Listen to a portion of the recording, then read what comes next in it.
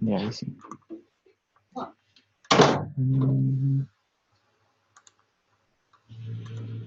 Ya. Bueno, seguimos con lo que estábamos entonces. Estamos acá. Entonces, el cuerpo, voy a seguir, el cuerpo tiene una importante capacidad de soportar diferentes tipos de fuerzas, ¿ya?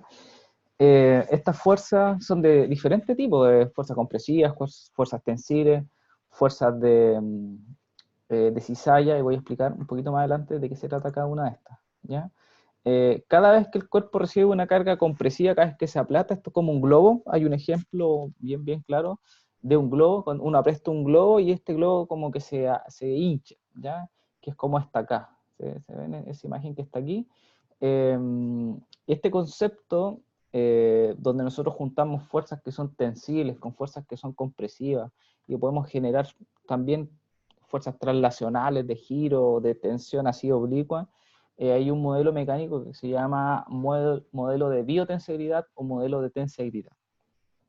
Esto que está acá es el diseño estructural de una célula, donde tenemos los microfilamentos, tenemos el núcleo adentro, y luego acá, eso a la derecha, y luego a la izquierda, vemos cómo la columna vertebral funciona de manera similar, con un núcleo central y con estructuras que tensan la columna, y estructuras rígidas que son las vértebras, ya, o los cuerpos vertebrales.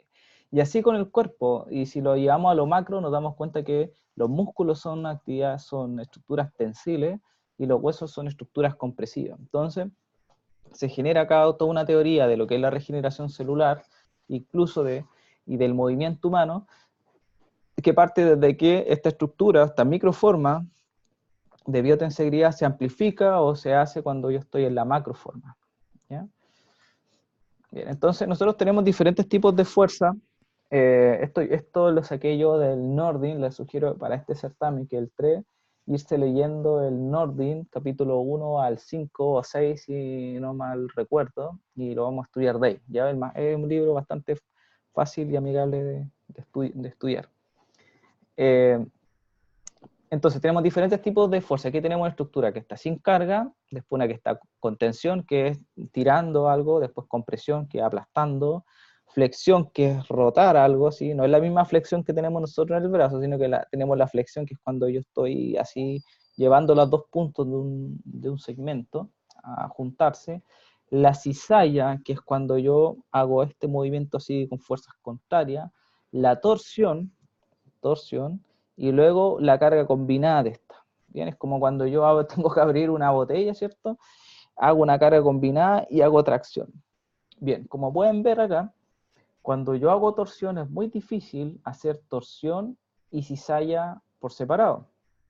Muy difícil en el cuerpo humano. O sea, cuando ustedes caminan y doy el primer paso y la tibia está rotando el externo y el fémur está rotando externo y el cuerpo está rotando interno, se genera una torsión, un giro, ¿cierto?, sobre su eje, pero también se genera una cizalla, ¿cierto?, de fuerzas que están oponiendo en contra de ella. Entonces, nosotros tenemos acá una curva, voy a volver a la curva de stress-strain, que es la curva de carga-deformación, donde esta curvita presenta 3 o 4 cosas interesantes que hay que manejar. Una de ellas es que nosotros tenemos la región elástica, ¿cierto? Voy a andar, lo estoy marcando con el dedo, tiene que ser con el mouse. Tenemos una región elástica, ¿cierto?, que está delimitada o está indicada por la constante de elasticidad, que nos da el nivel de rigidez de una estructura, ¿vale? Dijimos que mientras más arriba, más rígido, mientras más abajo, más dúctil. Bien. Y que esta parte se comportaba de igual forma que la ley de Hooke, ¿bien? Que era proporcional. El desplazamiento de un tejido o la distancia de un tejido, lo que se estira, es proporcional a la fuerza. Bien. ¿Hasta cuándo? Hasta un punto en específico, se llama límite de elasticidad, ¿ya? Hasta ese punto, todas las estructuras vuelven a ser lo que eran, ¿ya? Hasta el límite de elasticidad. Si yo estiro algo hasta su límite, y hasta su límite de elasticidad, que es el punto B, yo lo suelto y esto va a volver tarde o temprano a su condición de normalidad, ¿bien? Pasado ese punto viene, viene una región que se llama región plástica. ¿Bien? La región plástica todavía no se rompe la estructura, ¿ya? No se rompe, pero de aquí, cuando yo la suelte y saque la fuerza, esta estructura ya no va a volver naturalmente a lo que era. ¿Sí? Va a tener que haber un proceso de proliferación y regeneración en los tejidos para que vuelva a tener la elasticidad que tenía. Si yo me paso de la región plástica, para que lo imaginemos así, es como un músculo que estoy estirando, estirando, estirando, estirando, y si de aquí lo suelto, vuelve, pero si yo lo estiro, estiro, estiro, estiro, y paso un poco más, y se empiezan a cortar las fibras, ¿cierto? Se empieza a desgarrar el músculo. Eso es lo que pasa en un desgarro. Desgarrar, desgarrar, desgarrar, pero todavía no se corta completamente, o sea, sigue teniendo función de músculo hasta un punto donde hay desgarro total, y se rompe, ¿ya? Y ahí viene el último punto que se llama punto de colapso, ¿ya? Punto de colapso o falla, que es cuando la estructura se rompe, se raja, se fractura, etcétera, ¿ya? Entonces, el módulo de Jung, cuando hablamos delante del módulo de Jung, tiene relación con esta región que está acá y esta área que está aquí. O sea, cuánta energía, cuánto módulo yo necesito para poder, cuánta energía sostiene o cuánta energía necesito para que algo no se rompa. Ya, eso es el módulo de Jung. Bien. Perfecto. Entonces acá, haciéndolo un poquito más específico, nosotros tenemos acá la ley de Hooke, ¿cierto? La primera parte.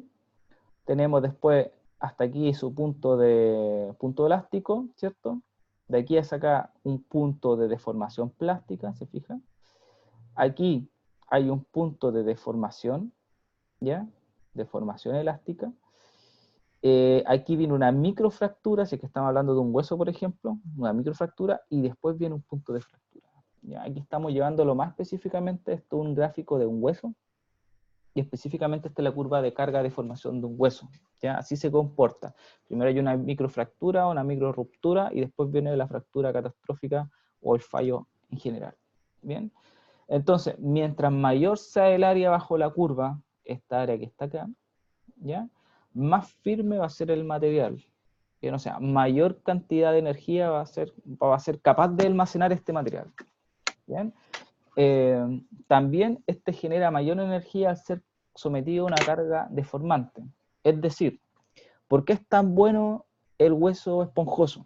¿Por qué es tan bueno? ¿Por qué es tan bacán? Porque el hueso esponjoso es capaz de soportar mucha energía cuando alguien lo está doblando, es capaz de almacenar mucha, mucha, mucha energía antes de romperse, antes de fallar, antes de fracturarse. Antes vienen unas fallas pequeñas, digamos, una microfractura, pero antes de romperse soporta mucha energía. Bien, entonces el gráfico de curva de formación del hueso es así. ¿Te fijas? Aguanta mucha energía, mucha, mucha energía y después se fractura. Bien, perfecto. Esto que está acá es la energía almacenada y acá tenemos nosotros el módulo de flexibilidad que se llama. ¿Ya? Que cuánta energía tengo que ocupar para que mi estructura pierda la flexibilidad que tenía antes de pasar el punto de falla, o sea, el punto elástico. Bien. Entonces, ¿qué es deformación? En el fondo hemos estado hablando de solicitación y deformación. Ya sabemos que la solicitación son las diferentes cargas que recibe la estructura, ¿ya? En cambio, la deformación es el cambio local que sufre un objeto bajo el efecto de la fuerza aplicada. Yo puedo deformar un objeto de diferentes formas. Por ejemplo, acá, ¿qué es lo que estoy deformando principalmente? Pregunta a la people que tengo aquí.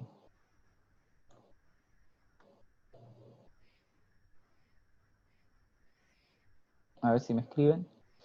¿Qué estoy poniendo en tensión? ¿Qué estoy deformando aquí?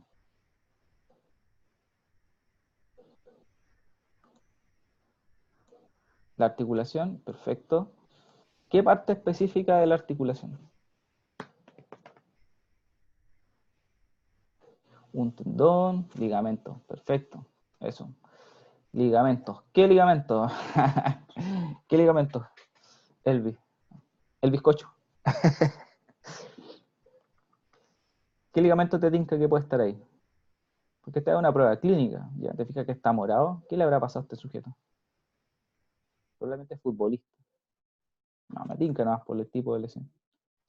¿Qué ligamento se puede haber roto?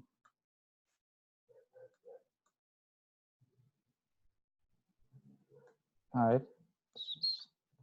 El medial, correcto, el colateral medial, ¿cierto? Esto es una prueba de bostezo medial, o una prueba para ligamento colateral medial, ¿cierto? Si da positivo, va a haber una distracción que se llama, que se va a mover esto, se va a salir de ahí, ¿ya? Entonces ahí estamos poniendo en deformación el tejido. Si el tejido, si la rodilla no se sale, digamos, por decirlo así de manera simple, si no se sale, quiere decir que el ligamento se está deformando correctamente, ¿ya? Que es la función que tiene. Bien, por otro lado tenemos la constante de elasticidad, o la elasticidad en realidad. ¿Qué es la elasticidad? Lo hablábamos al comienzo, es la capacidad de un material para recuperar su tamaño y forma original al eliminar las cargas aplicadas, ¿cierto? Como este elástico que está acá, ¿cierto? Como esta persona que se está elongando totalmente, pero deja de hacer eso y vuelve a su condición normal. Por ejemplo, supongamos que esto lo hace Carlito, ¿ya? O lo hace Elvi, y aquí estaría fracturado ya, pues Elvi estaría con una parálisis, con una fractura aquí probablemente de la columna. Lo tendríamos parapléjico al Elvi ya, a esta altura. Bien, la plasticidad ahora, entonces. Bueno, ¿qué es la plasticidad? ¿Cómo lo entendemos? ¿Ya? Implica que tenemos deformaciones permanentes, eso es la plasticidad, ya como la plasticina, ¿no? Que yo tengo una estructura y lo puedo, cuando le aplico una fuerza, se queda ahí, se queda, ya como la plasticina, eso es plasticidad. Los materiales pueden experimentar deformaciones plásticas tras las deformaciones elásticas, cuando son puestos en carga más allá de su límite elástico. ¿Bien? Entonces, plasticidad, plasticina, recuerden eso. Tenemos otro concepto que no lo vimos acá, pero lo vimos tangencialmente, que es el concepto de creep o de fluencia, ya que es la capacidad, esto es muy, muy asociado a lo biológico, que cuando yo le aplico un tiempo a algo, cuando yo estoy estirando a un músculo, por ejemplo, como lo tiene ahí el sujeto, cuando yo estoy estirando un músculo y me quedo un tiempo, esto va a ceder y se va a estirar, ¿ya? Esa capacidad de deformarse versus el tiempo se llama creep, ¿ya? O deformación progresiva, o fluencia, ¿bien? Que es la capacidad que tenemos los humanos, en general las estructuras que tienen músculos. Y es algo que vamos a ocupar mucho como kinesiólogos nosotros, mucho, mucho. Tenemos por otra parte también la tensión-relajación o el estrés de relajación, ¿ya? Cuando un material es viscoelástico y es mantenido una longitud constante por un tiempo prolongado, yo puedo deformar esto y puedo hacer que se relaje, porque se inhibe un reflejo que es el reflejo miotático, ¿ya?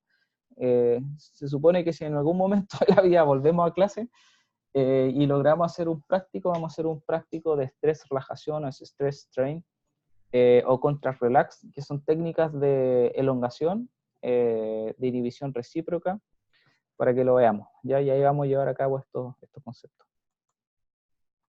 Y por último, la histeresis, o la histéresis, ¿ya? Que el fenómeno que es cuando se pierde energía o se genera calor, cuando yo estoy moviendo los materiales, cuando yo estoy generando estrés, ya mientras más muevo algo, más histéresis genero. Entonces el calor está asociado a una actividad, y recuerden que los tejidos que son viscoelásticos, cuando hay calor cambian sus propiedades tensiles, porque es colágeno, ¿ya? Entonces, recordar esto, cuando alguien plancha, si ustedes planchan alguna vez en su vida, ¿ya? O yo por lo menos me plancho la ropa, aunque no se note, cuando yo me plancho, eh, lo que hago es tomar una estructura caliente, ¿cierto? Y luego llevarla a un polerón o un pantalón que tiene en sus tejidos algo de colágeno. No es 100% sintético, ¿ya? Si tiene colágeno, se puede planchar, ¿bien? Estas estructuras que son 100% sintéticas son las que no se planchan, ¿ya? O sea, seguro tienen poleras que no se planchan y cosas que son más caras, son 100% sintéticas, como con las que uno va al gimnasio, ¿ya?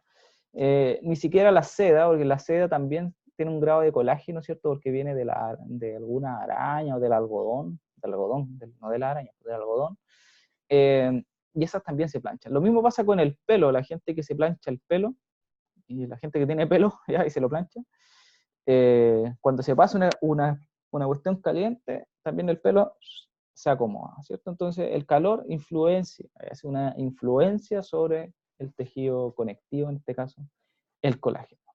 Bien, he terminado entonces. No sé si tienen alguna duda de la clase número 1, ¿ya? No sé si tienen alguna dudita. La gente que está aquí, Camila llegó recién. Voy a seguir después con la segunda parte en todo caso, por si se quieren quedar, yo la voy a grabar igual para que la tengan subida. ¿Alguna duda, muchachos? ¿No? ¿Sí, no? ¿Yes, no? Bueno, aquí entonces damos por terminada esta clase número 1 online de comportamiento mecánico de los tejidos. Como les decía al comienzo, estudie lo del Margarita Nortin, o del Nortin, lo pueden pedir ese libro en la U cuando está abierta, o lo pueden descargar de internet. Lo ocupan todos los kinesiólogos del mundo, así que está ahí, no hay problema. ¿Ya? Que está en internet, sí, la subí ya. Anda a revisar. Yo por mientras voy a cerrar esta aplicación, esta sesión, para que no se me cierre, para que no se me borre la grabación. Y ya subí el video al link que les dejo siempre para bajar las cosas en internet. ¿Ya? Entonces yo voy a cerrar ahora acá. Y voy a salir de la sesión. Y vuelvo en breves.